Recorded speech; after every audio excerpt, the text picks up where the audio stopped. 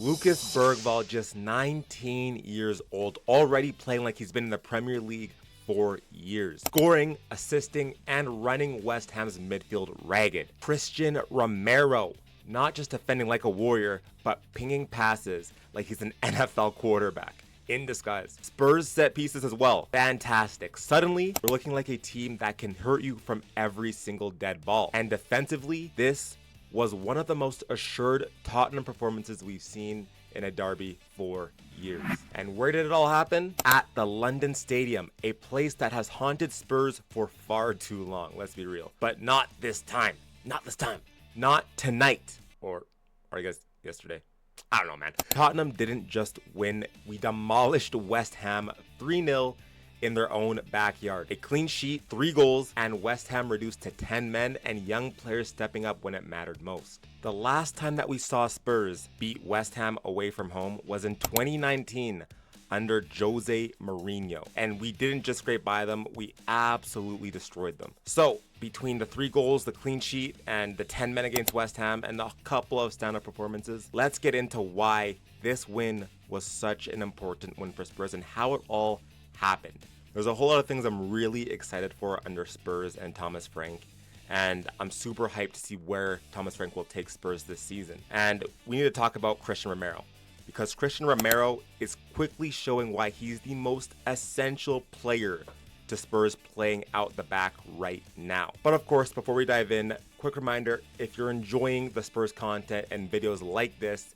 make sure you drop a like and a subscribe to the channel and hit that bell so you don't miss a single breakdown. And even though this was a very good performance, there's still things that we should be very wary about as Spurs fans.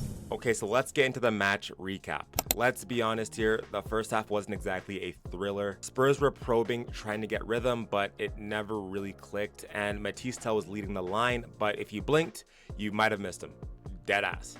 Just 8 touches in the entire half, and that's fewer than some of the ball boys. He looked isolated, cut off, and it left Spurs struggling for an attacking spark. Romero thought he gave us a lead, a towering header that had Spurs fans celebrating, but VAR had very different ideas. A foul in the scrimmage during the set piece led to the goal being chalked off. Very harsh, and listen, man, for me, there wasn't enough in that. I think the ref got it completely wrong, but it would be hard for VAR to overturn that because there was contact. But for me, the contact was not enough to substantiate an actual foul. And I think we're setting a very bad precedent that if things like this happen in the box and we're just calling it a foul every single time, it's going to get to the point where you can't even lay a finger on anyone in the box because they're going to call it either a foul or a penalty. And if you fast forward 10 minutes, the same thing happened in the box against Van de Ven, but that was not even a penalty. So what are we doing? What is the rules for touching a player, holding onto the player in the box? It's unclear. Honestly, the game's gone. The game's gone, isn't it? The game's gone. The game's gone. The game's gone. Game is 100% gone. Meanwhile, West Ham were busy running, pressing, trying to cause chaos, but they never really tested Vicario. Their best efforts came from half chances and long range efforts. And then the XG at halftime told pretty much the entire story. Spurs had a 0.49 expected goals to West Ham's 0.42. Basically a half of football you forget 5 minutes later. But you know what? The difference with this Spurs side under Frank, even when it's not clicking, we look stable. We don't panic, and when the second half came, we flipped the switch. And just 2 minutes after the restart, bang! Spurs broke through. Xavi Simons on his Premier League debut stepped up for a corner.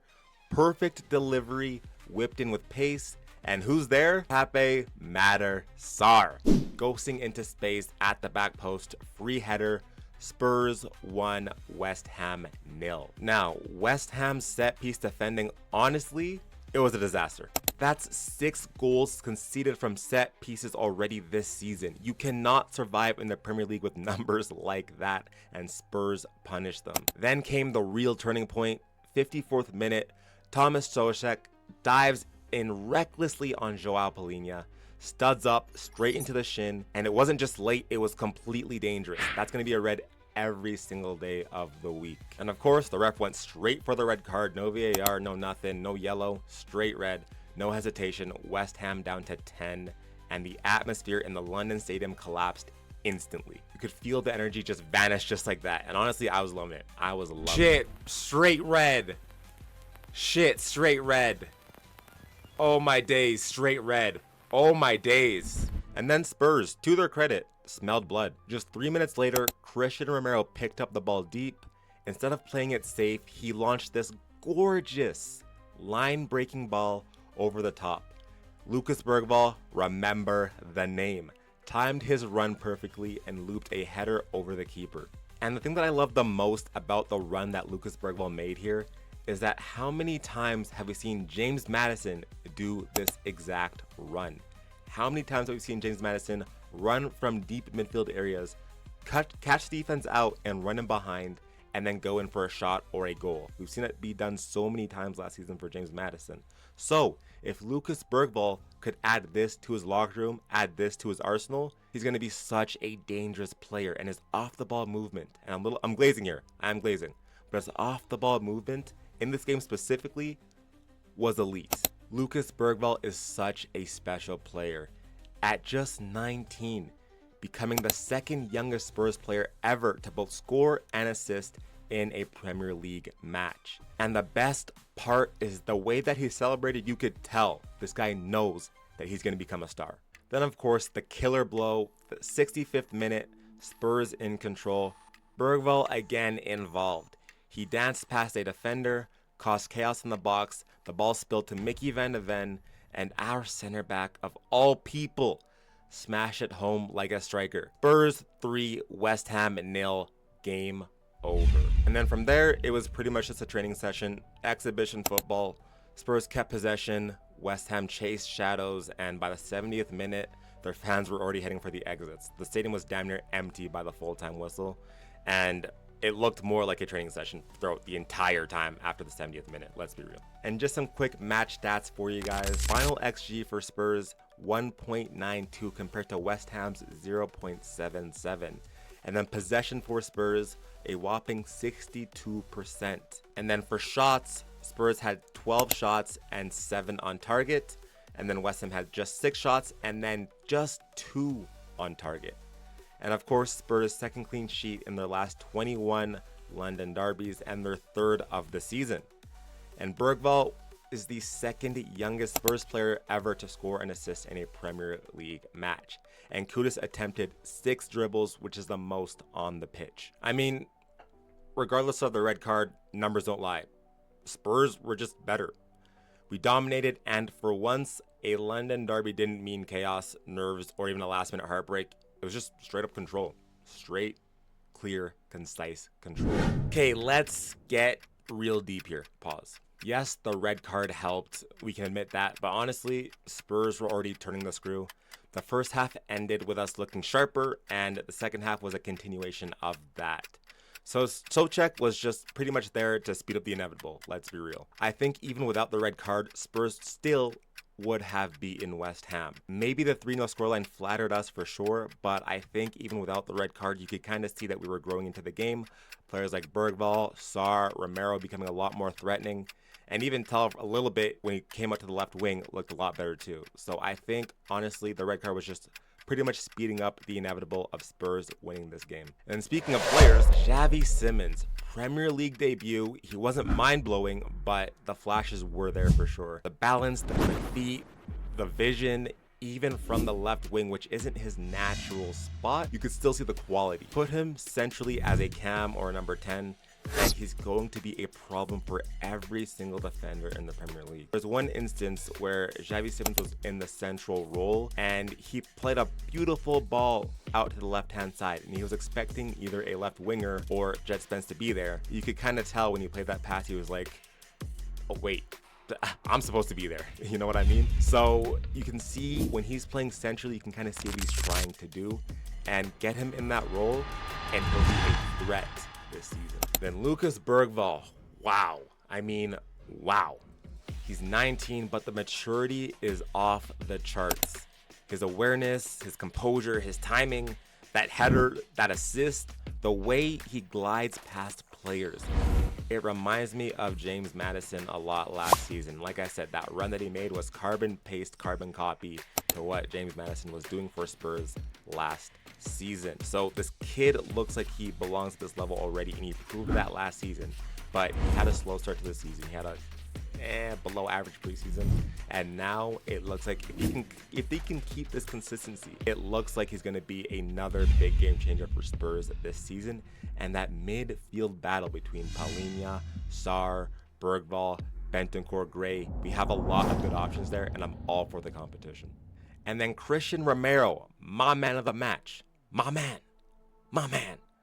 Yes, Bergvall was brilliant, but Romero, he was unplayable. Defensively, he won everything, but with the ball, at least 3 or 4 times, he picked passes that just shredded West Ham apart. Honestly, it felt like we had a quarterback at center back. I'm talking Tom Brady type of stuff right here. He's that important to how we build, and without him, our transitions are slower, predictable, but with him, we are deadly. And Cristian Romero is proving that he is the most important person to Spurs playing out the back right now. So for Thomas Frank, he needs to, and I mean he must, discover a way to get more out of our build-up play without relying on Cristian Romero. Because God forbid, knock on wood, if Romero gets injured, we are cooked. And of course, Pape Sarr, he keeps on improving. He's now playing like one of the top 5 center mids in the Premier League right now. His work rate, his pressing, late runs, and now goals, a massive player for us, and I expect him to keep growing as the season goes on. And of course, my star boy, my Ghanaian prince, Mohamed Kudus, against his old side was very cheeky. Flicks, tricks, dribbles, and he didn't hide at all. He did not shrink. In fact, I think Frank started Simmons wide to give Kudus the space. Smart tactical tweet. And with Simmons being on the left-hand side, this frees up space for Mohamed Kudus to do what he wants, because if you double up on Kudus, knowing that Xavi Simmons is on the other side, it frees up space for Xavi Simmons. And then if you double up on Xavi Simmons, it frees up space for Mohamed Kudus. So it's a very smart tactical change from Thomas Frank. And also, can we please just talk about Mohamed Kudus' Neymar tricks, man? Listen, bro, I love little like tap behind the thing, you know what I mean, bro? Like, I love it, man. Keep it going, bro. Mohamed Kudus, beautiful. What a player. Fantastic. Now, the only disappointment, Matisse Tell. He looked invisible at striker, very isolated, unsure. I mean, we didn't give him too much service, but he really wasn't making himself available for that service. And when he moved wider later on, he looked a lot better, which tells me that he's not ready to be a Premier League number 9. He's a lot more comfortable drifting in from the wing, and we'll kind of need to figure that out going forward in terms of how we're going to use Matisse Tell, because he's going to be very crucial with him being left out of the Champions League squad for this team to rotate and get rest. So we need him to come alive, we need him to play better, and we need Thomas Frank to be able to figure out what we need to do with him so we can get him in the best positions to succeed. So here's the verdict.